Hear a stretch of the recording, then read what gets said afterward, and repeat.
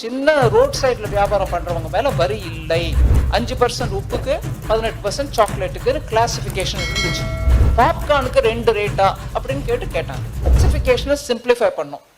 உங்களுக்கு நல்லா ஞாபகம் இருக்கும், அதுவும் தமிழ்நாட்டில் சோஷியல் மீடியா நல்லா பார்க்குறவங்களுக்கு இந்த உதாரணத்தின் மூலமாக அதை சொல்ல விரும்புகிறேன். இந்த கிளாசிஃபிகேஷன் இஷ்யூவோட விவகாரம் எவ்வளோ தூரம் போகுதுன்றதை நம்ம புரிஞ்சுக்கிறதுக்கு ஒரு உதாரணம் சொல்ல விரும்புகிறேன்.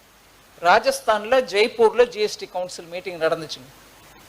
அப்போ உத்தரப்பிரதேச அரசு ஜிஎஸ்டி கவுன்சிலை கேட்டாங்க, எங்களுக்கு கீழே தரமட்டத்தில் நீங்கள் பார்த்தீங்கன்னா பிஸ்னஸஸ் ஆளுக்கு ஒரு பக்கமாக ஒவ்வொரு டேக்ஸ் போடுறாங்க.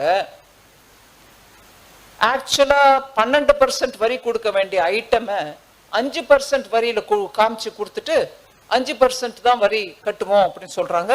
ஆனா அந்த கேட்டகரி ஐட்டம்க்கு 12% கட்ட வேண்டிய நிர்பந்தம் இருந்தாலும் கட்டுறது இல்லை.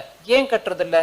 கிளாசிபிகேஷன்ல இது அங்க போகலாம், அது இங்க வரலாங்கிற மாதிரி கன்ஃபியூஷன் வருதுங்க அப்படின்னாங்க. அது என்ன விவகாரம்னு பார்த்தா உங்களுக்கு நல்லா ஞாபகம் வரும். நான் இப்ப சொன்னேன்னா எனக்கு எந்த விதமான சங்கோஜமும் இல்லை அந்த உதாரணத்தை சொல்றதுக்கு. பாப்கார்ன் உப்பு போட்ட பாப்கார்னா, சாக்லேட்டு சக்கரை போட்ட பாப்கார்னா? ரோட் சைட்ல நம்ம ஊர்ல எல்லா கிராமப்புற பொருள்களையும் விற்பாங்க. நிலத்துல அந்த பாப்கார்ன் அந்த மக்கா சோளத்தை எடுத்துட்டு வந்து அந்த சோளத்தை பொரிச்சு அது மேல உப்பு தூவி கொடுக்கறதா இல்ல அதுக்கு மேல சர்க்கரை தூவி கொடுக்கறதான்றது அது ஒரு சின்ன ரோட் சைட் வியாபாரம். இதுல அது சில சமயம் ஒரு பேப்பர் பொட்டலமா கட்டுறதோ இல்ல ஒரு பிளாஸ்டிக் பொட்டலத்துல கட்டு மெழுகுவத்தியில் அப்படி காமிச்சா அது சீல் ஆயிடும். மக்கள் எடுத்துட்டு போவாங்க வீட்டுக்கு. இந்த வியாபாரம் பண்றவங்க, சின்ன ரோட் சைட்ல வியாபாரம் பண்றவங்க மேல வரி இல்லை. முன்னையும் இல்லை, இப்பவும் இல்லை, நாளைக்கும் இல்லை. ஏன்னா அதெல்லாம் சின்ன சின்ன சின்ன தொழில், சிறு குறு தொழில் மேல எப்போதும் இல்லை.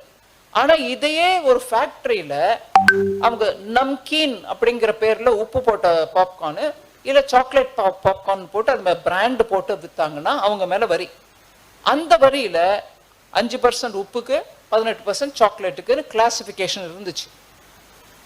இதை கொஞ்சம் விளக்கி கவுன்சில் எங்களுக்கு சொல்லணும்னு சொல்லி உத்தரப்பிரதேஷ் கேட்டப்போ நாங்களும் விளக்கி எடுத்து சொல்லி நான் அதை மீடியால சொன்னேன். கேள்வி கேட்டாங்க மீடியாக்காரங்க, இங்க இருக்கீங்க நிறைய பேர். அந்த கேள்விக்கு பதில் சொன்ன உடனே, என்னது இந்த நாட்டுல ஒரு நிதி அமைச்சர் வந்து பாப்கார்ன் வேலையை பத்தி அவங்க இவ்வளவு பப்ளிக்ல பிரஸ்ல சொல்ல வேண்டிய தேவை வந்துருச்சான்னு எல்லாருக்கும் கிண்டலா இருந்துச்சு. வரி ஒவ்வொரு ரூபாயும் அதுக்கு கொடுக்க வேண்டிய பதிலும் அதுக்கு ஏற்புடையதா இருக்குதா இல்லையான்றதை எடுத்து சொல்றதும் கடமை எல்லாருக்கும் இருக்கு, மத்திய நிதி அமைச்சருக்கும் இருக்கு. அதை சொன்னது முக்கியம் இல்லை, நீ அதை சொல்ல வந்தியா? பாப்கார்னுக்கு 2 ரேட்டா அப்படின்னு கேட்டாங்க. சரி, அதையும் எடுத்துக்கணும். நம்ம ஒரு கிரிட்டிசிசமே நான் எப்போ இருந்தாலும் தயங்காம ஏத்துக்குவேன்.